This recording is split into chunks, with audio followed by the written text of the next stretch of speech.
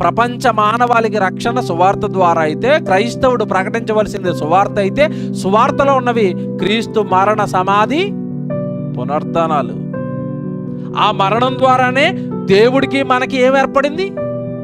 సమాధానం ఏర్పడింది. కొలసీలకు రాసిన పత్రిక 3వ అధ్యాయం 12వ వచనం చదువుదాం.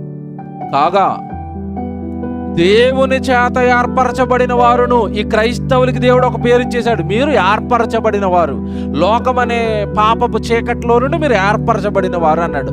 ఈ ఏర్పరచబడిన వారు అందరూ కూడా ఎలా మారిపోయారో చెప్తున్నాడు. ఎంత బాగా చెప్తాడు అంటే, మీరు దేవుని చేత ఏర్పరచబడిన వారును, పరిశుద్ధులను, ప్రియులనైన వారికి తగినట్లు మీరు జాలి గల మనస్సును. క్రైస్తవుడికి ఏముండాలి?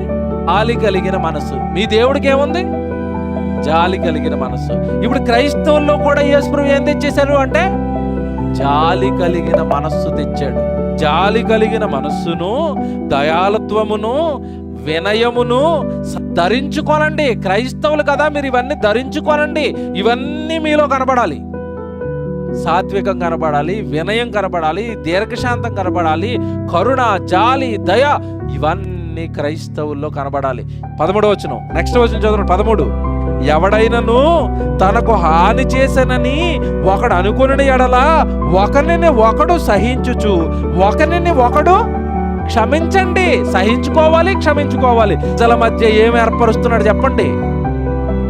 సమాధానం. కొట్టుకోకండి, తిట్టుకోకండి, చంపుకోకండి, గొడవలాడుకోకండి. మీరంతా ఒకే తండ్రి పిల్లలు. మీరు మీ కన్న తండ్రి మీరు కొట్టుకుంటూ ఉంటే ఆయన బాధపడతాడు అక్కడ పరలోకంలో. జాలి, దయ, క్షమ, ఒకరి మధ్యలో ఒకరికి ప్రేమ ఏర్పాటు చేసేసాడండి లోకానికి. మన కోసం ఎవరు దుఃఖిస్తున్నారు? సృష్టి. ఎప్పుడైతే దేవుని పిల్లలు వస్తున్నారో, ఎప్పుడైతే దేవుని పిల్లలుగా బ్రతుకుతున్నారో, వెంటనే సృష్టికి కూడా నిమ్మలం వచ్చింది. అమ్మయ్య, ఇంతకాలానికి దేవుడిలా బ్రతుకుతున్న దైవ కుమారులకి మేము సేవ చేస్తున్నామని. సృష్టికి సమాధానం వచ్చింది, మనుషులకు సమాధానం వచ్చింది. పరలోకంలో దేవుడు కూడా యేసుక్రీస్తుల వారిని బట్టి సమాధానం. సమస్తానికి యేసుక్రీస్తుల వారి జననం ఏమిచ్చింది? సమాధానం.